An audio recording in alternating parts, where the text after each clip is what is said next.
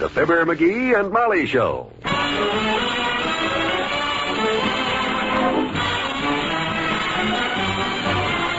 Every weekday at this time, NBC brings you Fibber, McGee, and Molly transcribed. The show is written by Phil Leslie and Ralph Goodman and directed by Mac Hutto.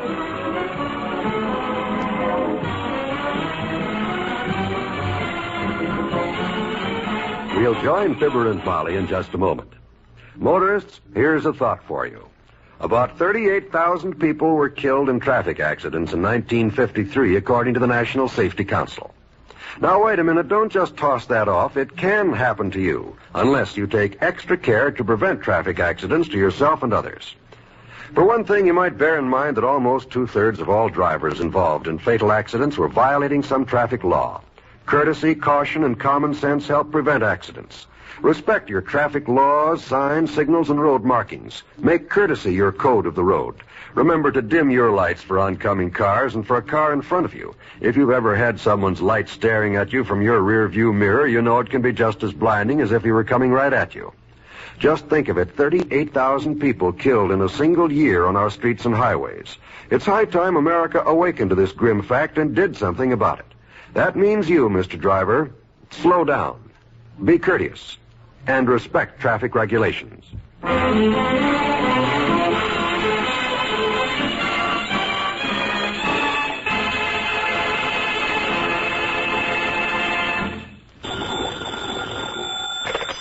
Quilbys Variety Store, Molly McGee, wife of the temporary manager speaking.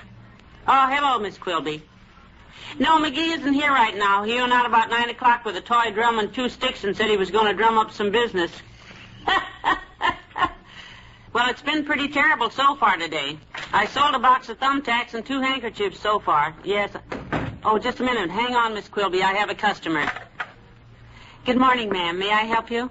Well, I'm looking for a pipe wrench. One of those big, things, you know. Do you have them? Pipe wrench? Let me see. You mean those things like you wrench pipes with? Yes, I'd like a big one, like the plumbers use. Oh, yes, of course. Here we are on the hardware counter. That what you want? Oh, that's it, all right. That's fine. Oh, that's a good one. How much? $2.95. It's terribly heavy. You think you should take a smaller one, maybe? Oh, no, this is fine. It's for my husband, you see. Sort of a little surprise for him. Oh, that's nice. And very practical, too. Is your husband a plumber? No, he's a rat. Huh? When he comes up those stairs with his shoes in his hand tonight, will I have a surprise for him? I'll beat the living... Heavenly days. Should have sold her some bandages, I suppose. But... Hello, Miss Quilby. I just sold a pipe wrench. Biggest sale of the week. Oh, I know how you feel, and I hope you can sell this place. I'd certainly hate to be stuck with it myself. Yes, we can handle it a couple of more days. You just relax. Bye. Well, kiddo, I'm back. Better roll up your sleeves and get ready for the rush. I have made up some very interesting posters. Posters? That's where I've been all morning, putting them up around the neighborhood. What kind of posters? What did it say on them? Well, across the top it says, oh, that reminds me. If anybody calls up and asks for Hassan, Ahmed, and Ben Bay, tell them I'm out. Anyhow, I had these posters made up. Now, just a minute, friend. What's the matter? This Hassan, Ahmed, and Ben Gay? Ben Bay. Yes. What's that all about? Well, it's a long story, Molly. You're not going to leave me hanging with a teaser like that, you Arabian name-dropper. Huh? What is it? Well, I was going around town nailing these posters on telephone poles and pasting them on empty store windows. Yes? And Wimple came along and started to talk to me. So? And so he got me confused. He would pick a time when I was at a store window, so instead of sticking the poster up with the paste, I drove a nail through it. Through the window? Heavenly days. Well, luckily, no one was around except me. What happened to Mr. Wimple? Disappeared before the glass hit the ground. Well, sir, I figured I owed that owner an explanation. At least. So I wrote a note, and I says, Dear sir, I busted it. It was cheap glass, but never the same. I did bust it. Sorry. And I signed it, King Farouk. King Farouk? Yeah, then I added a P.S. If this is unsatisfactory, you may contact my lawyers, Hassan, Ahmed, and Ben Bay. Honestly, McGee, I don't know how you dream up such fantastic... I know. I got to thinking on the way home, and somehow it didn't seem quite honest. So I went back and I pinned a $10 bill to the note to pay for it. But don't worry. After this advertising gimmick of mine starts working, $10 will seem like... There. You see what I mean? The phone's ringing already. Probably can't wait to get down here, so... Hassan, Ahmed, and... Oh, I mean Quilbys variety... Oh, hello? Yeah. Yes, ma'am. Oh, yes. Certainly, ma'am. Be happy to take your order over the phone. What'd I tell you, kiddo? Our first order, and them posters ain't been up 20 minutes. I wish I knew what it said on them, because... What's that, ma'am? Just a minute. Molly, get a pad and a pencil, will you? Yes, ma'am. It'll be wrapped and ready for you to pick up at 3 o'clock. Here you are, McGee. Here's the pad and the... Thanks. What'd you hang up for? That's all she ordered, just a pad and pencil. Oh. I'll wrap them up for her. After all, the posters don't say how much they have to buy. Well, what do they say? Oh, didn't I tell you? Well, up at the top it says, big sale at Quilbys Variety Store. Hurry, hurry, hurry. 3 hurries? Yep. Then comes the line with a gimmick in it. The thing that's going to bring 'em in. It says everyone who makes a purchase, no matter how large or small... will... Can you wait on me, mister? Oh. I want to buy something. Anything. Here first, I'll take $1 worth of something. Boy, oh boy, look at 'em counting. Heavenly days, what is I'll tell you about it later. Now, take it easy, folks. You'll all get waited on. Get the 3 women over there, Molly. I'll wait on the guy that's waving the lamp around. One at a time, folks. One at a time. Don't shout.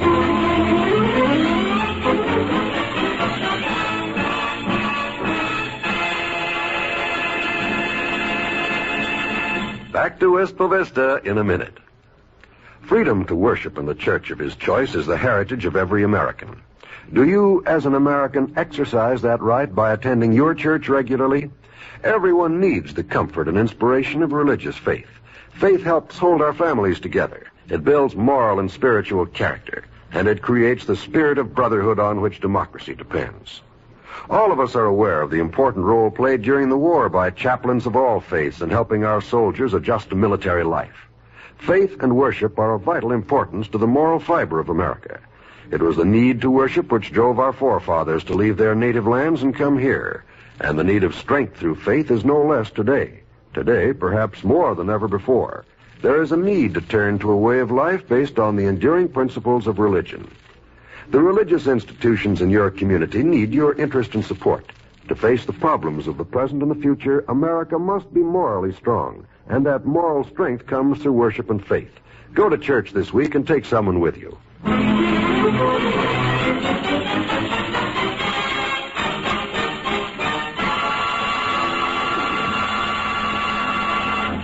Oh, my goodness, McGee, I've never seen anything like that crowd. If you hadn't locked the door so we could check up, we'd never get out of here to go home. Persistent little devils, weren't they? And you know something? Huh? Most of those customers kept running in and out. They'd buy something, pay for it, get their sales check, and then go buy something else. Oh, sure. The more sales checks they have, the more... There's another one banging on the window. Tell him to go away, will you? I got to add up the receipts before 6 o'clock. Oh, it's Dr. Gamble, McGee. He looks so funny standing at the window with his nose pressed against the glass. Old fatso, eh? I thought it got kind of dark in here all of a sudden. Well, let him in so I can see what I'm doing.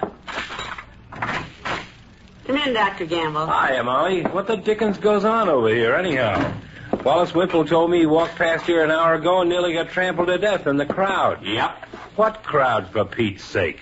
I was in here day before yesterday, and the place was dying on its feet. What happened? Well, ask himself here. He was the one who did it. Oh, it's really nothing, Doctor. Just the old McGee know-how. Oh. After all, one can make a success of anything if one will only use one head.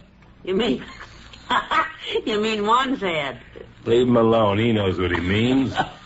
Wow, look at all that money. Come on, Bullet Brain, give us the story. Well, it's very simple, kids. All I did was put up some posters around the neighborhood that said, What's that? What's that? Somebody at the window again. Ooh. Oh, dear, there's a crowd gathering out there again. Hey, what time is it? 6 o'clock. Oh, my gosh, is it that late already? Well, let him in. Let him in? We're not open at night now, too, are we? Only for 15 minutes. But why? I haven't time to explain now. I have to get my hat. Your hat? Hey, you better get yours, too, Molly. You know McGee's schemes if this is anything like some of the others. Oh, I don't know what this is all about, but I better let them in before they break the door down. What's he talking about? I don't know. All right, folks. Now, don't crowd. There's plenty of room for everyone. Can you folks out on the street hear me? I got all your receipt stubs in this hat. For goodness sakes, it's a raffle? It looks like it. Everyone's waving a cash register receipt. I thought it was something like that. Wonderful idea. I wonder what McGee's giving away. You never know. It might be you. Now then, I'm going to ask our good friend, Dr. George Gamble here, to reach in the hat and draw the winning number. Me. Yay, Doc Gamble! My number, Doc. I'll pay my bill if you do. What are you giving away? The Brooklyn Bridge? You'll see in a minute. Draw it. All right, here you are. The winning number is number 3562. Hey, that's me! I got it! That's my number! Yay! Swell, Harry. Hurry up, go up there. Oh, wait here, Florence. All right, folks. Now, all right. Let the man through. Let him through. What's the prize, McGee? What does he win? Here I am, mister. Boy, I never won anything in my life before. Wow! A brand new home freezer. Wait till the guys at the plant hear about this. A home freezer? Oh, McGee, we can't afford... Now, take it easy, Molly. Take it easy. I didn't say a home freezer. Oh, yes, you did, Mac. I brought one of your posters right along with me. Yeah? It says right here, a winner gets a brand new 1954 freezer. That's right, sir. You're the lucky winner of this beautiful new 1954 freezer. The big 2-gallon size. Huh? Yeah. Have your wife put the stuff in here, pack it with ice, turn this crank, and you'll have the greatest homemade ice cream in town. Of all the swindles! A freezer, he said. Now, wait a minute. Now, take it easy, folks. It's exactly like the poster said. A new freezer. Nobody said it was electric. I'm not trying to jip anybody. And now...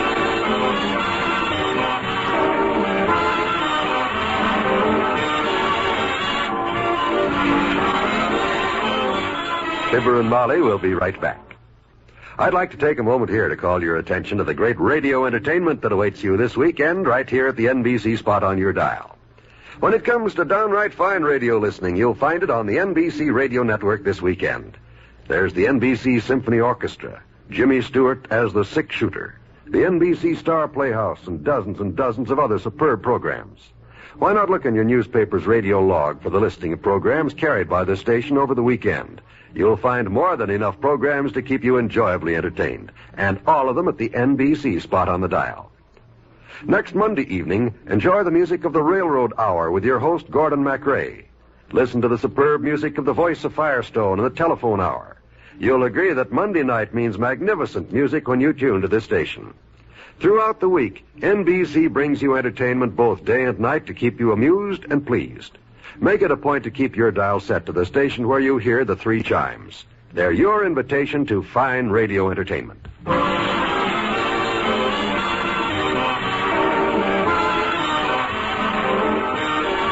Oh, what a day this has been. Boy, if you think business was good today, wait till you see the plans I got for next week. What? Who's that? Come in. Oh, hi, Bud. You look... Oh, my gosh, Molly, look. It's Pat O'Brien. Hi, Fibber. Hi, Molly. Pat O'Brien. Oh, my goodness, my hair's a mess in the Oh, house. don't get up, Molly. I can only stay a minute. But as chairman of the Motion Picture Radio and Television Committee of the National Safety Council, I've been asked to come over here tonight and thank you both for your able help in advancing the cause of safety. Oh, gee, that's... Now, the series of safety announcements which you two recorded last year are now being used by almost 1,400 radio stations throughout America. Well, we're happy to hear that, Pat. And for this outstanding contribution, I've been authorized by Mr. Ned Dearborn, President of the National Safety Council, to present to you the Safety Council's Public Interest Award for exceptional service to safety. Thank you very much, Mr. O'Brien. Well, you can thank me if you don't call me Mister. Just call me Pat. Our thanks go out to you, Fibber McGee, and Molly. Oh, that's awfully nice, Pat. Good night. Good night. Good night, all.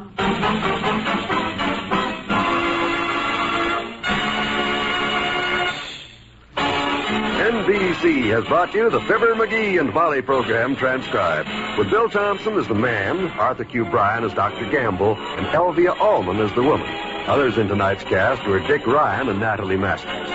This is John Wald inviting you to be with us again next Monday night when business booms for Fibber, McGee, and Molly.